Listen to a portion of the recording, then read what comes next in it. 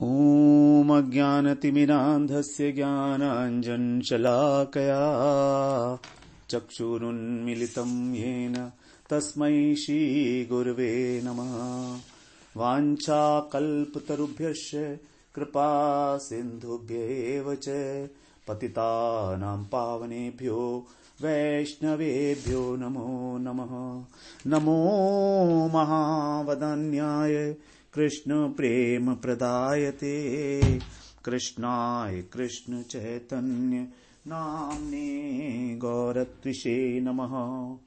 हे कृष्ण करुणा सिंधो दीनबंधो जगत्पते गोपेश गोपिका कांत राधा कांत नमोस्तुते।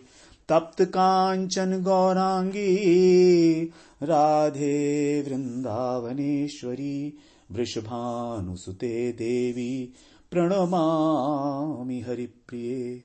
वृंदायै तुलसीदेव्यै प्रियायै केशवस्य च कृष्ण भक्ति प्रदे देवी सत्यवत्यै नमो नमः। श्री कृष्ण चैतन्य प्रभो नित्यानंद श्री अद्वैत गदाधर शिवसदी गौरभक्त वृंद।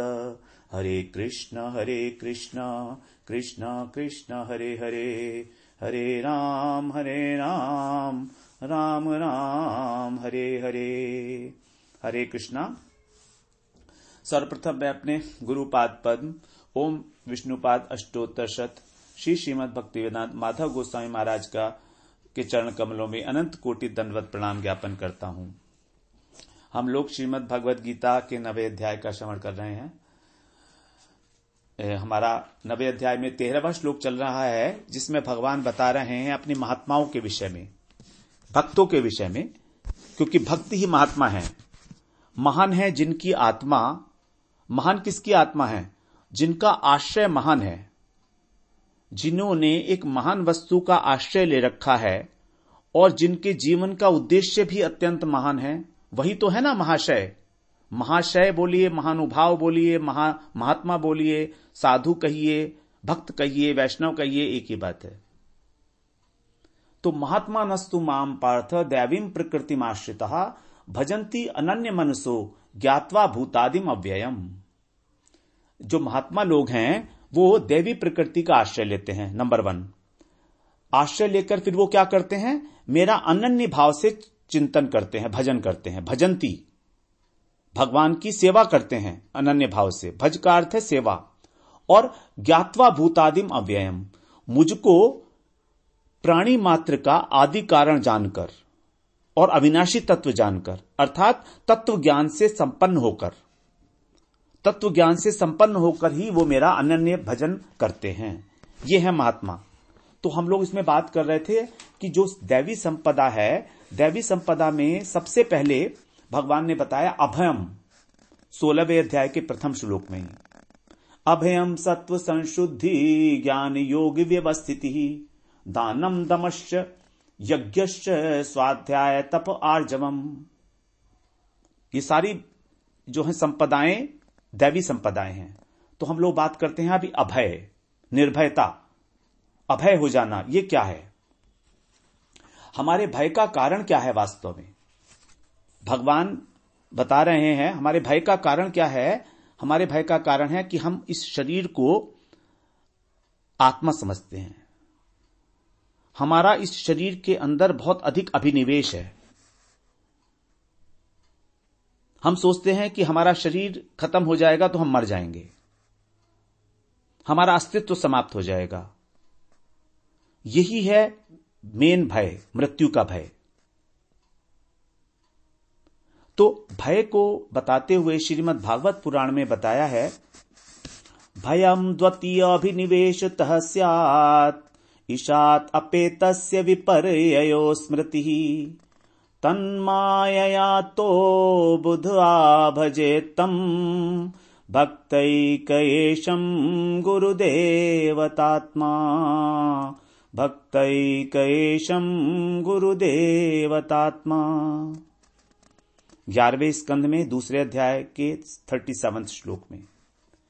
बहुत इंपॉर्टेंट श्लोक है ये हमारा, इसको हम लोग ध्यान पूर्वक श्रवण करेंगे, जिससे कि हमें थोड़ा सा ये समझ में आए कि भय का कारण क्या है और भय से छुटकारा कैसे मिलेगा।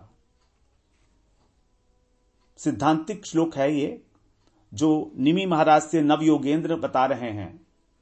नवयोगेंद्र और निमि महाराज का जो संवाद है उसके अंदर ये बता रहे हैं, जो कवि हैं उनका नाम वो बता रहे हैं यहां पर, कि भयम द्वितीय अभिनिवेश तह स्यात्। भय क्या है? भय द्वितीय अभिनिवेश है, द्वितीय वस्तु में अभिनिवेश, किसी दूसरी वस्तु में अभिनिवेश होना। ये दूसरी वस्तु क्या है? वस्तु एक ही है वास्तव में, वास्तव वस्तु भगवान। वेद्यम वास्तवमत्र वस्तु शिवदम तापत्रयोन मूलनम। एक ही वस्तु है भगवान, लेकिन जब हम उन भगवान से अलग, उन भगवान से पृथक सत्ता वाली किसी दूसरी वस्तु को मान लेते हैं, है नहीं, मान लेते हैं और उसके अंदर आसक्त हो जाते हैं, तो वो है द्वितीय वस्तु। भगवान से पृथक किसी भी वस्तु की सत्ता को समझना और उसमें हमारा अभिनिवेश हो जाना। अभिनिवेश का मतलब उसमें आसक्ति हो जाना, यह है द्वितीय वस्तु का अभिनिवेश। तो जब हमारी द्वितीय वस्तु में अभिनिवेश होती है तब भय की उत्पत्ति होती है। अभिनिवेश का मतलब हुआ पूरी तरह से डूब जाना। अभि का मतलब पूरी तरह और निवेश का मतलब निविष्ट हो जाना।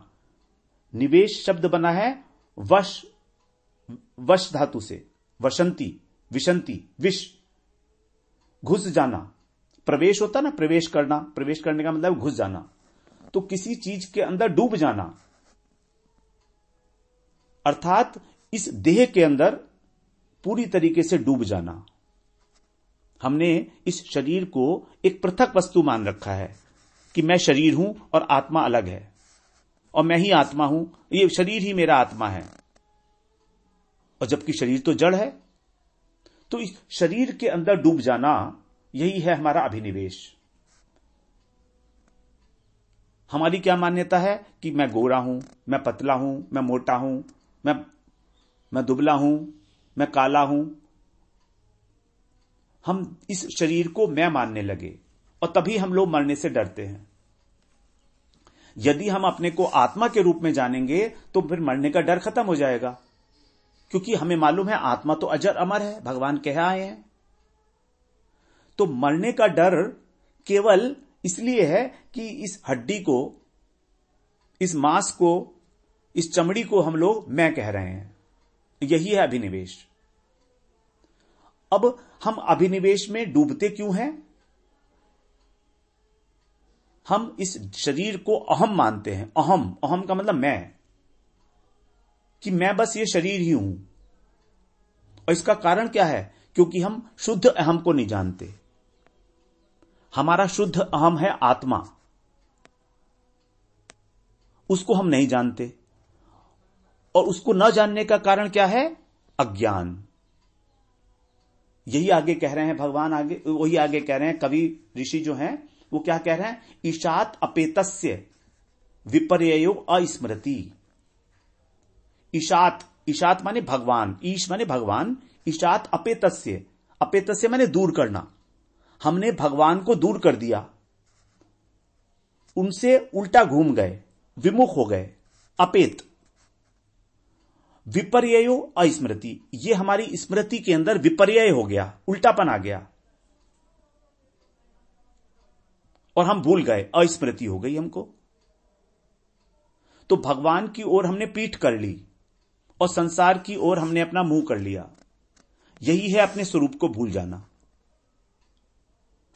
वास्तव में हमारा मुख होना चाहिए था संसार की ओर और पीठ होनी चाहिए थी, मुख होना चाहिए था भगवान की ओर और पीठ होनी चाहिए थी संसार की ओर। तब तो माया हमको फंसाती नहीं। लेकिन यदि हमारी पीठ भगवान की ओर हो गई, अगर हमारे विमुख हो गए हम उनसे, अपेतस्य, दूर हो गए अगर उनसे, तो माया हमको फंसा लेती है।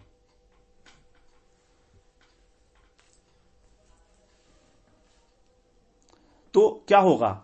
जैसे उदाहरण के लिए अगर समझें, एक छोटा बच्चा है और वो अपने माँ बाप के साथ कहीं जंगल में जा रहा है। अब वो माँ बाप को छोड़कर और जंगल के अंदर जो फूल फल वगैरह लगे होते हैं मान लीजिए, और बहुत बड़ा खतरा होता है जहां पर, वहां की ओर अगर जो जाने की प्रयत्न करता है तो क्या करते हैं माँ बाप? क्या करते हैं माँ बाप? एक डरावनी सी आवाज निकालते हैं अपने मुंह से, जिससे वो डर जाता है। अब यदि डर कर वो माँ बाप के पास लौट आया, अगर वो डर कर माँ बाप के पास लौट आया तो बच जाएगा उस खतरे में जाने से वो। और अगर लौट कर नहीं आया तो वो महान खतरे में पड़ जाएगा, क्योंकि अकेला रह जाएगा इतने बड़े जंगल में और खतरनाक जगह पर प्रवेश करने वाला है, क्योंकि वहां पर जो उसको दिखाई दे रहा है वो बड़ी सुंदर चीज दिखाई दे रही है। इसी प्रकार से बिल्कुल जब हम भगवान से विमुख हो जाते हैं, भगवान ही हमारे मां बाप हैं, जब उन्हें हम भूल जाते हैं तो हमें विपर्यय हो जाता है। विपर्यय का मतलब विपरीत बुद्धि, कि हम देह हैं, हम कोई दूसरी वस्तु हैं, हम आत्मा नहीं हैं। हमारे सोचने का ढंग बदल जाता है और हम फंस जाते हैं फिर लुभावनी चीज देखकर इस संसार में। तो भगवान से विमुख होने के कारण ही हमको अपने स्वरूप की विस्मृति हो गई और शरीर के अंदर अभिनिवेश हो गया। तो अब अभिनिवेश होने का कारण यह है कि हम अपने को भूल गए। और यह हुआ कैसे? तन मायया तो बुध आबजेतम। तन मायया, तन मायया, तन माने उसकी, इसकी किसकी? भगवान की। ये सब भगवान की माया का माया की कारामात है ये। तन मायया तो, उसकी माया के कारण हम इसको भूले हैं, भगवान को, अपने स्वरूप को। माया ही इसके अंदर कारण है, क्योंकि देवी हेषा गुणमयी मम माया दुरत्यया, यह हमें फंसा लेती है माया अपने तीनों गुणों के द्वारा। तो बता रहे हैं इसका कारण आगे। तन मायया तो, तन मायया अतो, अतो का मतलब अतः, अतो तो नहीं है, अतो है वो, अतो। तन मायया अतो, अतो बुध आभजे तम।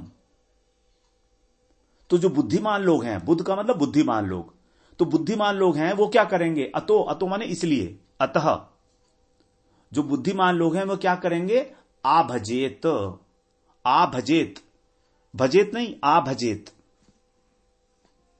आभजेत का मतलब है भगवान का भजन।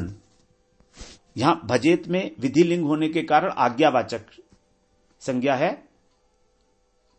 आभजेत आज्ञावाचक क्रिया है, ये संज्ञा नहीं, क्रिया है।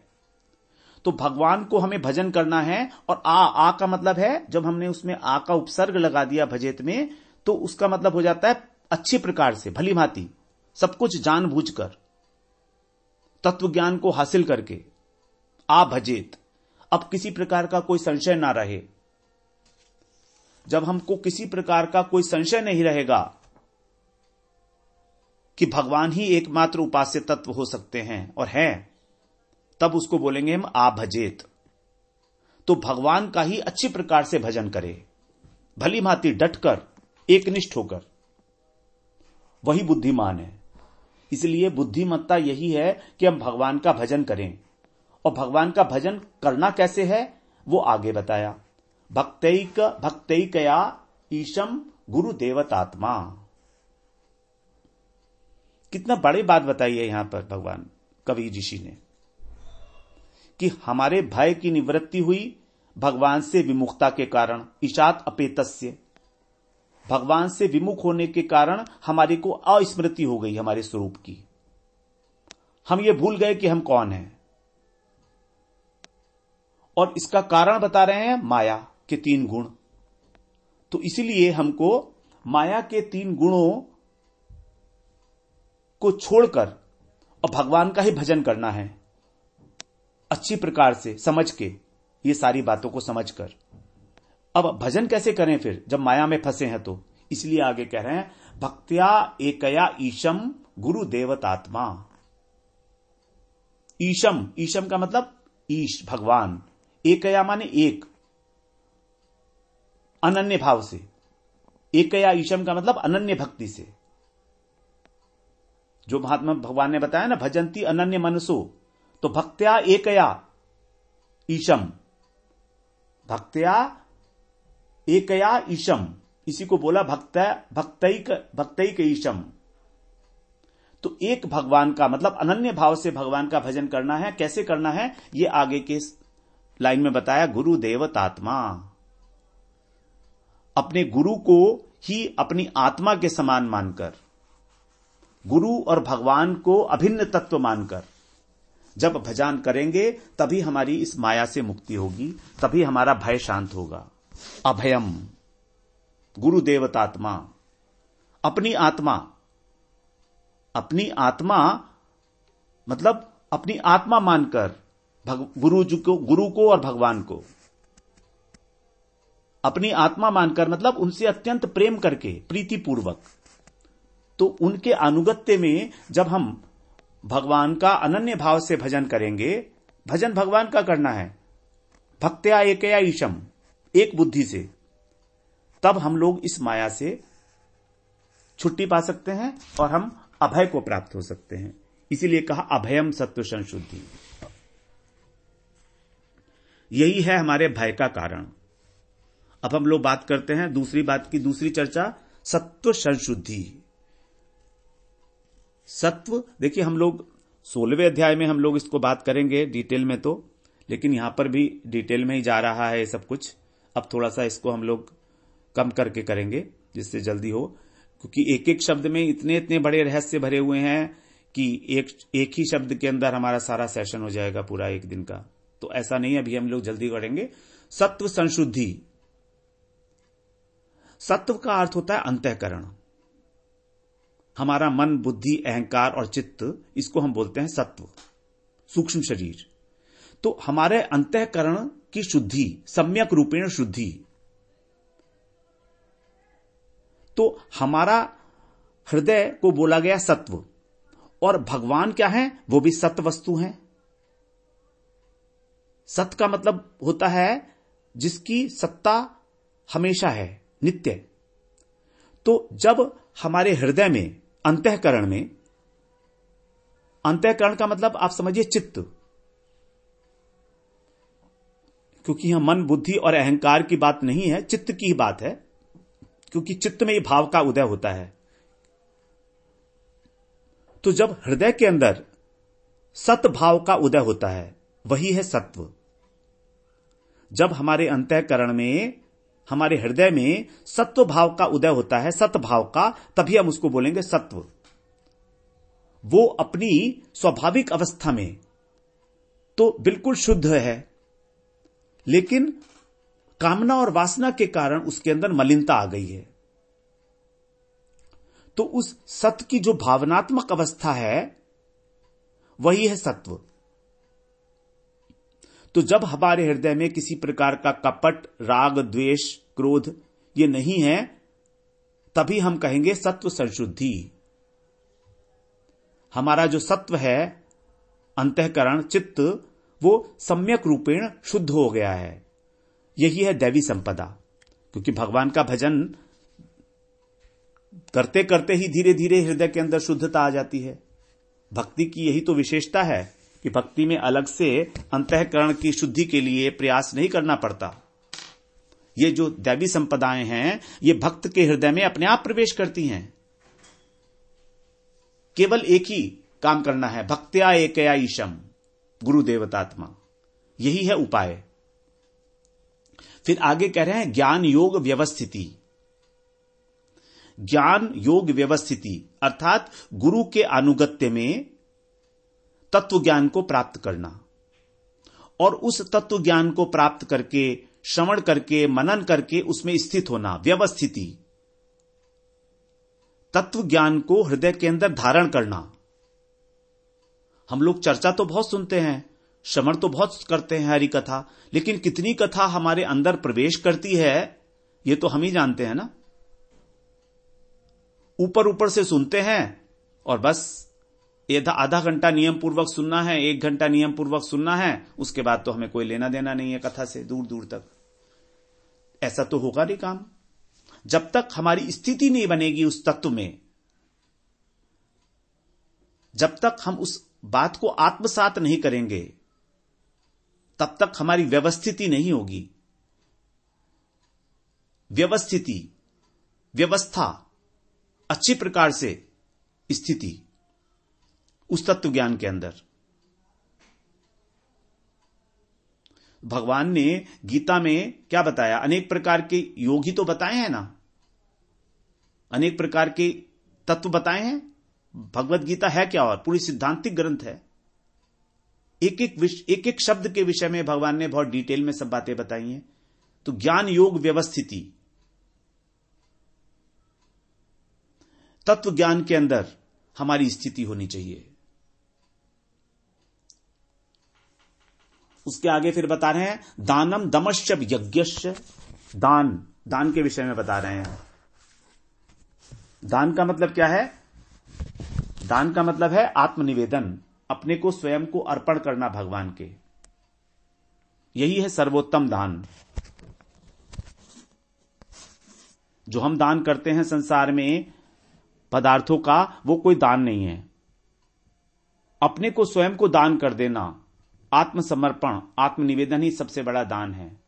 और फिर आगे कहने हैं दमश्च, दम का मतलब है इंद्रियों का दमन, अर्थात स्वच्छंद रूप से हमें इंद्रियों को छोड़ना नहीं चाहिए खुला विषयों में, क्योंकि तो जंगल है बहुत बड़ा संसार में, विषयों का जंगल है, फैला हुआ है, और इंद्रियां घोड़े हैं, और घोड़ा जो है हमेशा घास की ओर भागता है। वैसे ही हमारी इंद्रियों की गति संसार की ओर होती है। तो उसको हमें खुला नहीं छोड़ना है, दमन करना है। मतलब हमें जो भी आहार ग्रहण करना है वो भगवान का प्रसाद ग्रहण करना है। हम अपनी ज्ञानेंद्रियों से जो भी आहार ग्रहण करते हैं, नेत्रों से भगवान का दर्शन करना है, भगवान की विग्रह का दर्शन करना है, कानों से भगवान की कथा का श्रवण करना है, जीवा से भगवान के प्रसाद का आस्वादन करना है। इस प्रकार से इन इंद्रियों का दमन करना है, ज्ञानेंद्रियों का, कर्मेंद्रियों का। फिर आगे बताया स्वाध्याय, नहीं फिर आगे बताया यज्ञ। अनेक प्रकार के भगवान ने यहां पर यज्ञ बताए हैं। चौथे अध्याय में हम लोग 12 प्रधान यज्ञों के विषय में बात किए थे, लेकिन सबसे इंपॉर्टेंट यज्ञ कौन सा है? संकीर्तन यज्ञ, जप यज्ञ। 10वें अध्याय में भगवान ने बोला है यज्ञा नाम जप यज्ञो अस्मि। जितने भी यज्ञ में हैं उसमें जप जो है वो मैं जप हूं, मतलब सबसे विशिष्ट। तो भगवान के नाम का जप करना, हरे कृष्णा कृष्ण कृष्ण हरे हरे, हरे राम राम राम हरे हरे। यही है जप करना, संकीर्तन करना, यही है यज्ञश्च। स्वाध्याय तप आर्जवम, 3 चीजें और बताई आगे। स्वाध्याय का मतलब है हमने जो भी श्रवण किया है उसका फॉलो अप करना, उसे मनन करना, थोड़ा सोचना सरल भाव से कि कहां पर मैं कहां हूं, where do I stand with respect to all those things. मेरी क्या स्थिति है, क्या मेरे अंदर किसी प्रकार का कोई परिवर्तन हो रहा है भजन करने से, हरि कथा सुनने से, यह सिर्फ एक मैकेनिकल हो रहा है ये सब कुछ।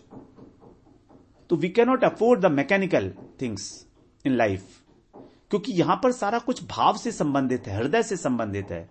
हम लोग जो भी बोल रहे हैं, जो भी कर रहे हैं, उसको हृदय से करना है, दिल से करना है, 100% लगाकर, अपना पूरी जान लगाकर करनी है। किसी भौतिक लाभ के लिए नहीं, परमार्थिक लाभ के लिए। प्रेम करना है यहां भगवान से हमें। हमारा उद्देश्य प्रेम है, हमारा उद्देश्य पंडित बनना नहीं है। हमारा उद्देश्य भजन करना है भगवान का, सेवा करना है भगवान की। तो अपने उद्देश्य को ध्यान में रखकर हमें अपना स्वाध्याय करना चाहिए। स्वाध्याय का मतलब यह नहीं है कि हम किसी भी शास्त्र को उठाकर और पढ़ना शुरू कर दें अपने आप से। सबसे अच्छी बात वही है कि हम लोग जब किसी श्रवण की हुई वस्तु को दोबारा से जब हम उसको स्वाध्याय करते हैं तभी वो हमारे हृदय के अंदर जो है वो बैठती है जाकर, अन्यथा वो हमारे हृदय में जगह ही नहीं बना पाएगी। मनन करना उस विषय में।